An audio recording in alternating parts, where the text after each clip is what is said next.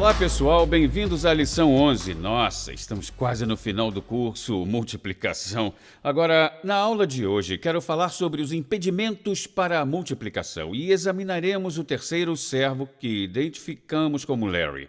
O que o impediu de multiplicar? Bem, as primeiras coisas que ele disse foram: eu sabia que o Senhor era um homem exigente, então o primeiro erro foi ele não conhecia o caráter do seu Senhor. E depois disse: eu tive medo.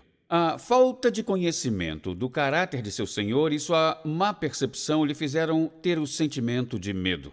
E isso acontece com muitas pessoas. Quando não conhecemos a Deus intimamente, acabamos em medo e, consequentemente, não multiplicamos. Não é o caso de todo mundo, mas é o caso de muitos. Sabe, há uma história que eu quero contar sobre conhecer a Deus que acho bem interessante. Anos atrás, eu viajei de Denver para o Havaí para ministrar numa conferência. Era uma conferência de liderança. Lembro que após um voo de 8 horas, eu estava sentado perto da piscina esperando que meu quarto ficasse pronto e havia uma mulher com algumas malas como se estivesse esperando pelo quarto dela também. E começamos a conversar e descobri que ela estava ali para uma conferência diferente que estava acontecendo no hotel.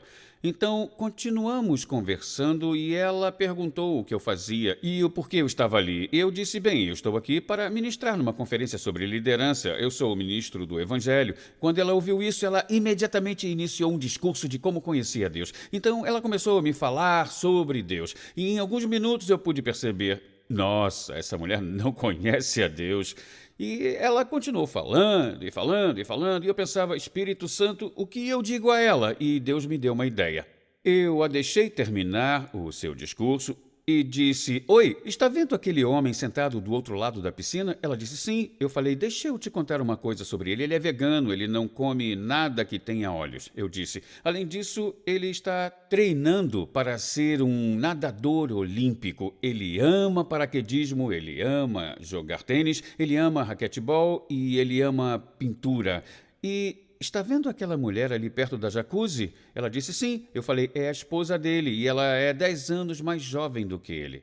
E aí ela estava olhando para mim, um pouco confusa, enquanto ela falava de Deus e sua discordância, porque eu, de repente, mudei de assunto e falei do cara do outro lado da piscina. Ela ficou curiosa, então ela disse: como você conhece aquele cara? Ele está participando da sua conferência? Eu disse: não, nunca o conheci.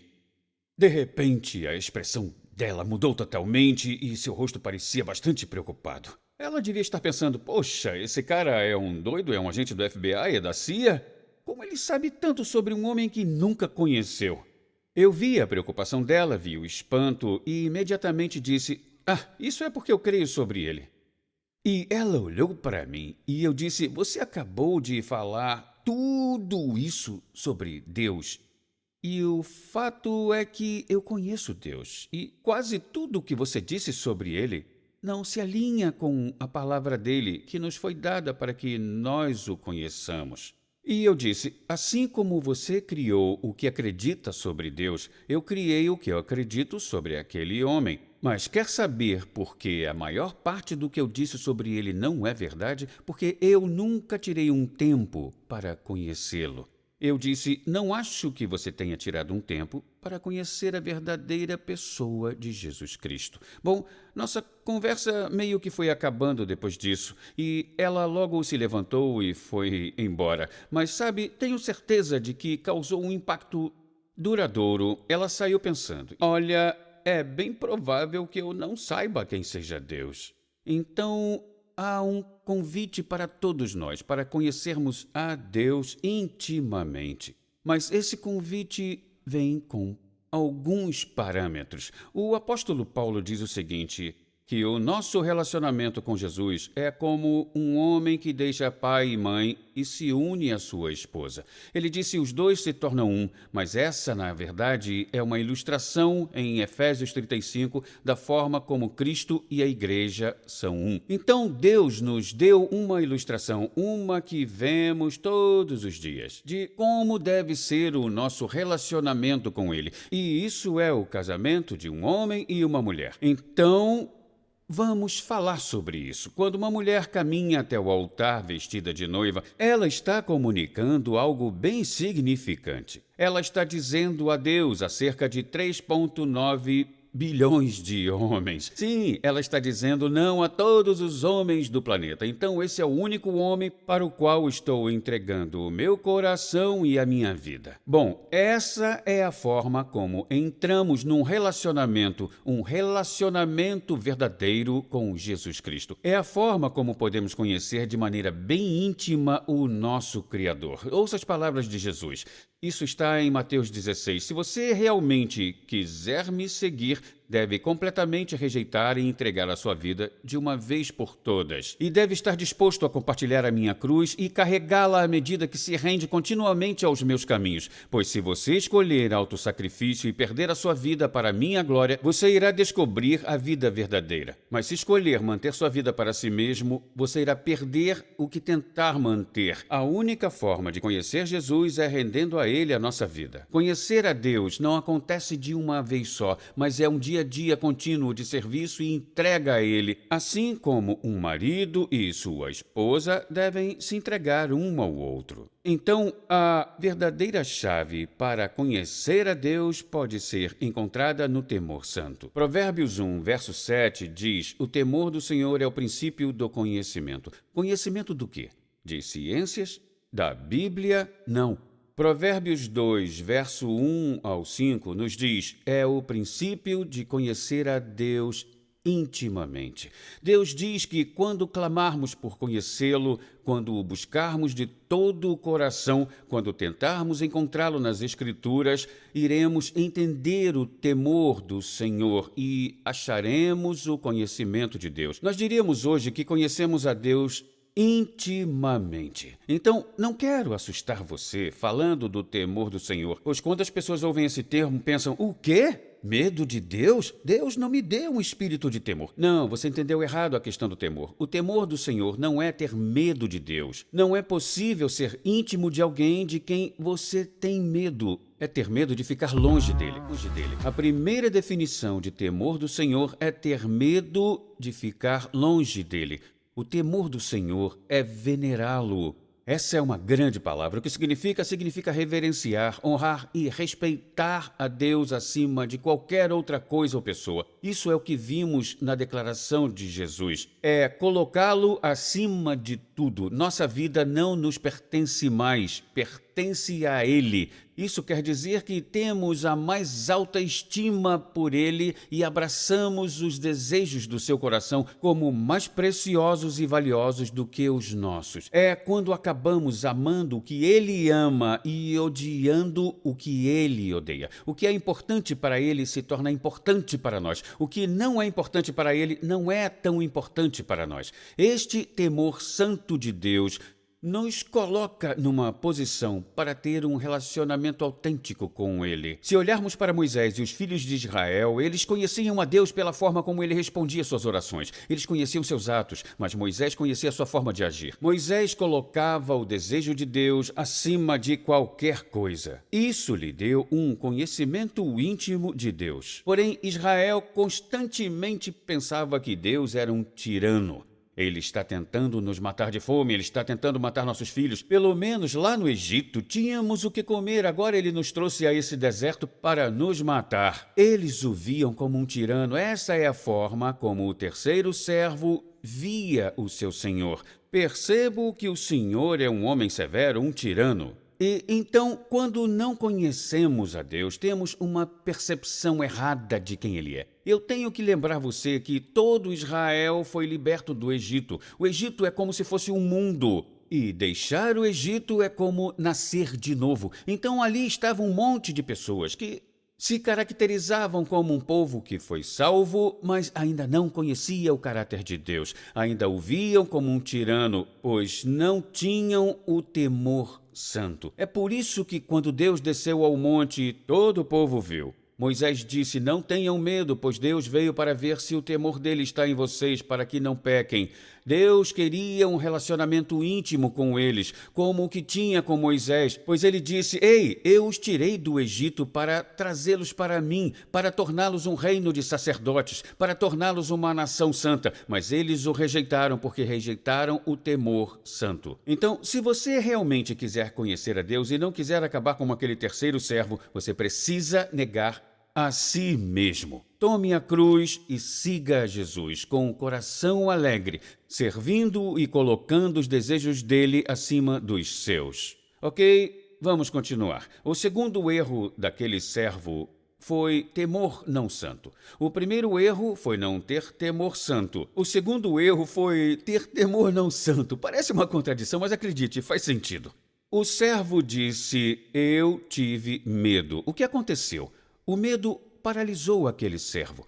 O amor de Deus é o total oposto do temor não santo. Em João 4,18, João faz a seguinte declaração: O perfeito amor expulsa o medo. Nunca me esquecerei de quando eu estava em San Diego, na Califórnia, e eu havia acabado de ouvir falar da morte do filho de um pastor. Acho que foi um acidente de carro, e aquilo mexeu comigo. Lembro que o culto havia terminado e eu estava no quarto onde estava hospedado, tirando os sapatos e o terno para vestir o pijama e finalmente ir para a cama. E comecei a ter esses pensamentos. Fulano de tal é um ministro conhecido e seu filho foi eletrocutado e morreu. Fulano de tal é um ministro conhecido e seu filho morreu num acidente de carro. O filho daquele outro ministro acabou de morrer num acidente de carro. Fulano de tal é um ministro famoso e 3 de seus filhos morreram. E ele enterrou os 3. Estou dizendo, aquele medo esmagador começou a tomar conta de mim. Mas no meio disso tudo, Deus, em sua misericórdia, falou ao meu coração. E ele disse: Filho, toda a área em que há medo em você é uma área que você ainda não submeteu a mim. Você ainda controla. Eu fiquei realmente mexido com aquilo. E pensei: nossa, eu não entreguei meus filhos. Eu tenho o controle dos nossos 4 filhos. Então eu lembro que comecei a pular dentro do quarto, gritando o nome do meu primogênito e disse: Edson, você não é meu! Austin, você não é meu! E eu citei cada um dos nomes dos meninos e disse: Deus, eles são seus. Lisa e eu somos mordomos desses homens que pertencem a ti. Mas, diabo, você não irá matar meus filhos em nome de Jesus. E sabe de uma coisa? O medo de perder meus filhos foi embora naquele dia para sempre. Nunca mais pensei nisso nem por um instante. Por quê? Porque eu os entreguei a quem eles pertencem, a Deus. O amor perfeito expulsa o medo. Qual é o maior amor de todos? Entregar a sua vida. Quando realmente entregamos nossa vida por Jesus, o medo é expulso. Então deixe-me repetir. Toda área em que há medo em você é uma área que você não submeteu à cruz. O apóstolo Paulo se dirige a seu filho Timóteo, seu filho na fé, e diz: Timóteo, não negligencie o dom que há em você. A palavra negligenciar significa descuidar, não prestar atenção, não pensar, ignorar. Foi o que o terceiro servo fez. Entretanto, o terceiro servo via o seu senhor como um tirano. Nesse caso, Timóteo via Deus como um pai amoroso, mas estava negligenciando o seu dom. Então, nem todas as pessoas que negligenciam seu dom estão na categoria do servo que via seu pai sob a ótica errada. Há pessoas que de fato amam a Deus, mas ignoram e negligenciam a importância do dom de Deus em sua vida. Paulo teve que escrever a Timóteo 2 vezes sobre isso e dizer: Timóteo, o dom de Deus em você está adormecido. Você precisa avivá-lo, e essa palavra quer dizer trazer de volta à vida. Significa alimentar a chama de um fogo. Pense numa chama começando a apagar, e você sopra e adiciona madeira e de repente ela volta com força. Nossos dons podem adormecer. Aquela habilidade que Deus nos deu pode estar dormente e inoperante. Por quê? Paulo disse a Timóteo que é porque é um espírito de intimidação. Não vou me aprofundar muito nesse assunto, porque eu tenho um curso completo chamado Quebrando as Cadeias de Intimidação, com um livro que tem o mesmo nome falando sobre cadeias de intimidação. Houve vezes em que eu ia pregar e não conseguia me fazer entender. Eu ficava tão confuso. Um dia eu pregava com ousadia, livre, me divertindo, cheio de alegria. No outro eu mal conseguia seguir uma linha de pensamento. O que está acontecendo? Que pecado eu cometi? Na verdade, eu estava sob o espírito de intimidação. Deus não lhe deu um espírito de medo, mas de poder, amor e equilíbrio. Isso foi o que Paulo disse. Ele disse: avive o dom de Deus que há dentro de você. Está sendo negligenciado, está inoperante e avive. Alguns de vocês podem ter a percepção correta de Deus, mas, como Timóteo, estão deixando seus dons ficarem inoperantes. Isso é muito importante. Lembre do que Paulo disse: ai de mim se não administrar bem o dom de Deus. Por quê? Porque Deus lhe deu o seu dom para o benefício dos outros. E se você não operar nesse dom, então significa que o que Deus planejou para os outros não irá acontecer. E espero que você aprenda algo aqui. É muito importante que reconheçamos nossos dons e não os negligenciemos por causa da intimidação do medo, seja o medo de não conhecer o caráter de Deus ou o medo de falhar e não conseguir. Muitas pessoas acham que irão falhar antes mesmo de começar. O medo de errar é um ladrão, rouba das pessoas os dons que receberam de Deus. Oi, eu amo muito vocês. Eu espero que vocês recebam isso de um pai espiritual, que tem o coração voltado para vocês e quer que vocês avancem. A próxima lição é a melhor. Nós falaremos como ampliar os seus dons. Vejo você lá.